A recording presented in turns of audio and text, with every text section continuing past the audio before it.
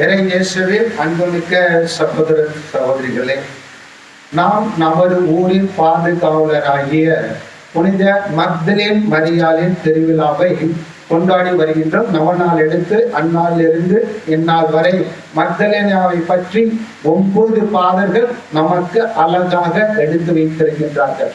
நாம் மக்தலேனாவை பற்றி தெரிந்து கொள்ள வேண்டியது என்னவென்றால், முதலில் தெரிந்து கொள்ள வேண்டியது அவர் ஒரு பாவி என்று தெரிந்து கொள்ள வேண்டும்.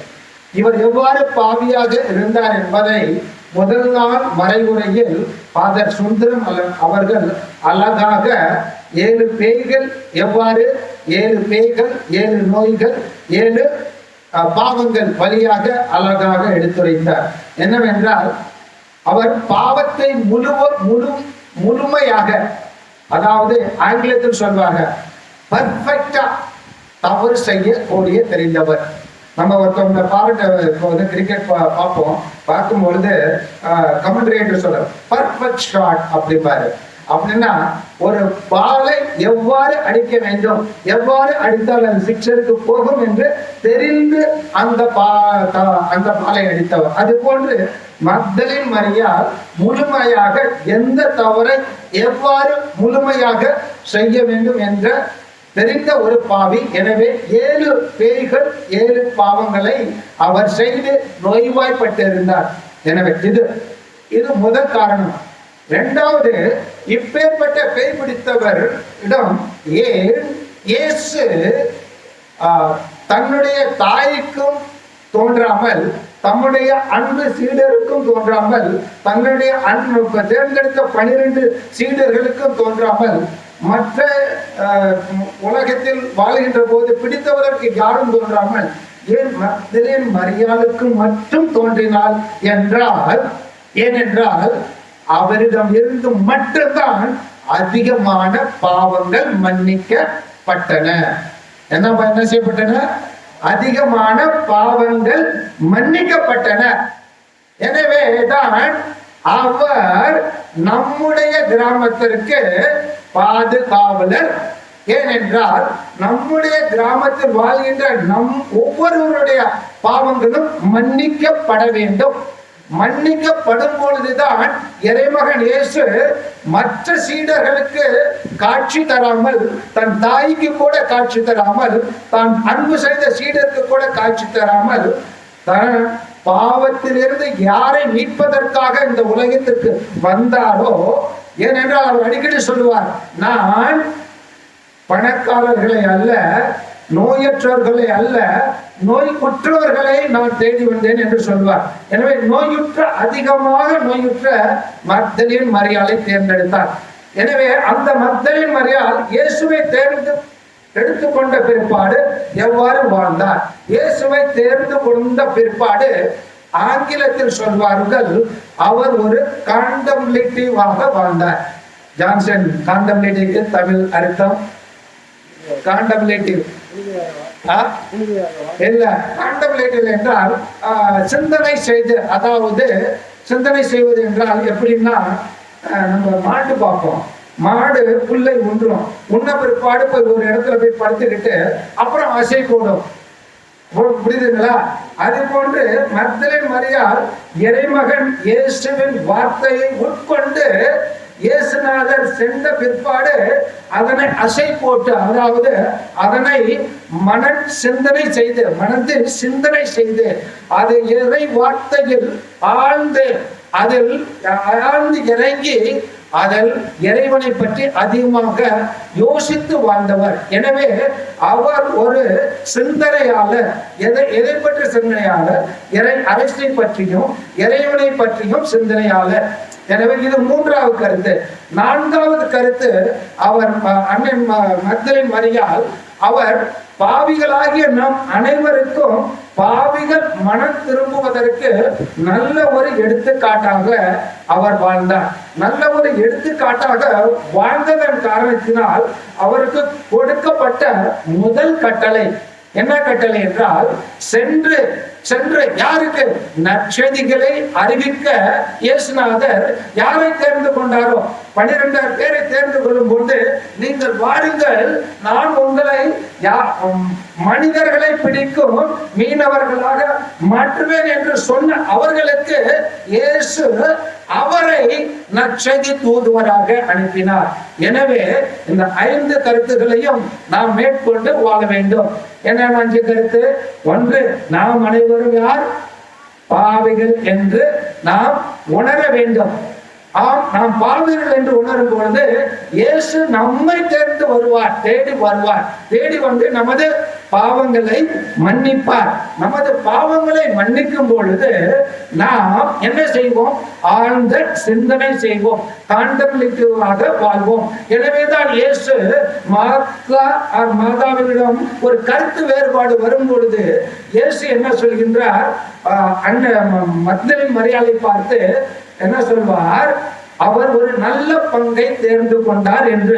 எனவே வில்வராயன்பட்டி மக்கள் ஒரு நல்ல பங்கை தேர்ந்து கொள்ள வேண்டும். தேர்ந்து கொள்வதற்கு என்னவாக இருக்க வேண்டும்? நாம் அனைவரும் நம்மிடம் வாழும் மற்றவர்களிடம் எடுத்துக்காட்டாக, பாவ வாழ்வை விட்டு வாழ்கின்ற ஒரு எடுத்துக்காட்டாக வாழ வேண்டும். மேலும் நற்செய்தியை நாம் என்ன செய்ய வேண்டும்? அறிவிக்க வேண்டும். செய்வீங்களா? ஹலோ, செய்வீங்களா? செய்வீங்கள். Very good. இது 5 கருத்து முடிந்தது. இன்றைய சுவிசேஷத்திலிருந்து நாம் 5 கருத்துக்களை நாம் உணர வேண்டும். இன்றைய சுவிசேஷத்தை பார்க்க வேண்டும் என்றால், இயேசுநாதர் மக்களை பார்க்கின்றார், அவர்களுக்கு தயவு காட்டுகின்றார். ஆங்கிலத்தில் சொல்ல வேண்டும் என்றால் he becomes compassionate. compassionate என்றால் தயவு காட்டுகின்றார். தயவு காட்டியவுடன் அவர் செய்யும் செயல் என்னவென்றால், உதார குணத்துடன், அதாவது பெருந்தன்மையாக உடனே இயேசு தாராள மனதுடன் செயல்படுகின்றார். தாராள மனதை ஆங்கிலத்தில் சொல்றாங்க ஜெனரஸாக இயேசுநாதர் செயல்படுகின்றார். எனவே நாம் இயேசுவை போன்று தாராள மனம் உள்ளவர்களாகவும் தயவு நிறைந்த மனம் உள்ளவர்களாக வாழ வேண்டும். தயவும் தாராள மனம் இருக்கும் பொழுது இயேசு ஒரு கண்மூடித்தனமாக சென்று விடவில்லை. உடனே அங்கே ஆக்ஷனில் இறங்குகின்றார், செயல்பாட்டில் இறங்குகின்றார். செயல்பாட்டில் எவ்வாறு இறங்குகின்றார்? அவர்களுடைய நிலைமையை புரிந்து கொள்கின்றார்.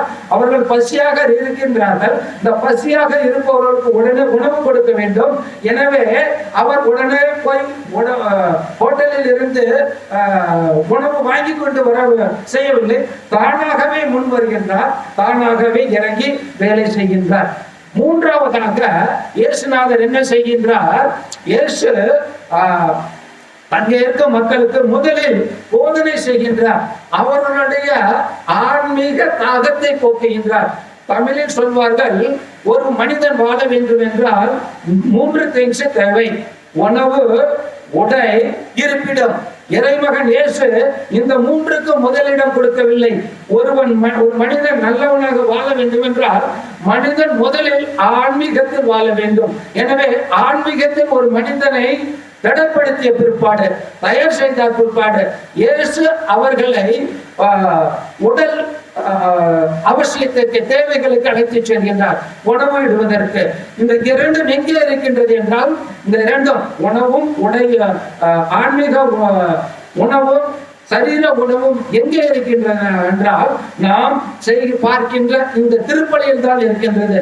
இந்த திருப்பலியில் தான் இறைமகன் இயேசு இருக்கின்றார், முழுமையாக இருக்கின்றார்.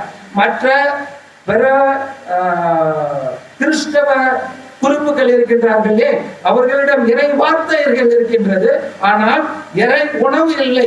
எங்கே இறை உணவு இல்லையோ அங்க முழு கிறிஸ்தவம் இல்லை. முழு கிறிஸ்தவம் எங்கே இருக்கின்றது என்றால் நமது திருச்சபையில் மட்டும்தான் இருக்கின்றது. எனவே இது இறைமகன் இயேசு செய்த 3வது செயல். 4வது செயல் என்னவென்றால், இங்கே ஒரு பெரிய பிரச்சனை இருக்கின்றது. ஒரு சீடர் அந்திரேயாஸ் என்ன செய்கின்றார்? இங்கே ஒரு பையனிடம் 5 அப்பமும் 2 மீன்களும் இருக்கின்றது. இயேசுநாதர் செய்ய முடியாதவதை செய்து காட்டுகின்றவர். இம்பாசிபிளை பாசிபிளாக ஆக்கி காட்டுகின்றார். எனவே என்ன செய்கின்றார்? மக்களை அமர செய்கின்றார், அமர்ந்து அவர்களுக்கு உணவு கொடுக்கின்றார். இயேசு என்ன எதிர்பார்க்கின்றார் நம்மிடமிருந்து?